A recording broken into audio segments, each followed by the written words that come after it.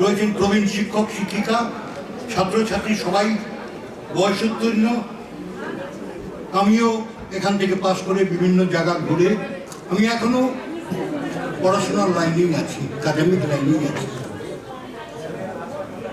যেটা মনে পড়ে, যেটা অনেকে বলেননি, এই স্কুলে আমরা যখন পড়তাম, আমি স্কুলের স্ট্যান্ডার্ড খুব ভালো ছিল, সেটা আপনাদের জানাই। আপনারা প্রত্যেকেই জানেন, এখান থেকে পাশ করে আপনারা প্রতিষ্ঠিত বিভিন্ন জায়গায়। কিন্তু এই স্কুলের সেই সময়ে ক্লাস 5-এ আমরা অ্যাডমিশন টেস্ট দিয়ে ভর্তি হয়েছি। এখানে লিস্ট টাঙানো হয়েছিল আমার ব্যাচের, আর একজন এখানে আজ এসছেন, তার নাম রতনমণি মজুমদার। সে আর আমি কেমিস্ট্রি অ্যান্ড ফিজিক্স ল্যাব দেখতে গিয়েছিলাম। এখানে ফিজিক্স ল্যাব পড়াতেন। আমাদের সাথে যে আত্মিক সম্পর্ক ছিল তার একটা উদাহরণ দিই।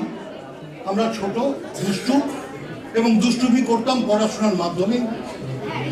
আমি স্যারের কাছে চাইতাম শুক্রবার বা শনিবার, আমার লোভ ছিল সেই ফিজিক্সের অনেকগুলো পাইপ ছিল, টিউব ছিল, যে টিউব দিয়ে আমরা আমাদের যখন ঝুলন পূর্ণিমা হতো, আমি আমার বাড়ির তাদের কাছে পারমিশন নিয়ে এখান থেকে স্যার দিতেন নির্লিগালি আমাকে বের করে, এবং সেটা দিয়ে আমি তার উপর আগেকার দিনের যারা দেখেছেন, যারা পিংপং বল নাচানোর জন্যে ফোর্স দিয়ে ছোট্ট নজল লাগিয়ে ওপরে রিজার্ভার থেকে ওয়াটার সার্কুলেট করে ছোটবেলায় এসব করতাম।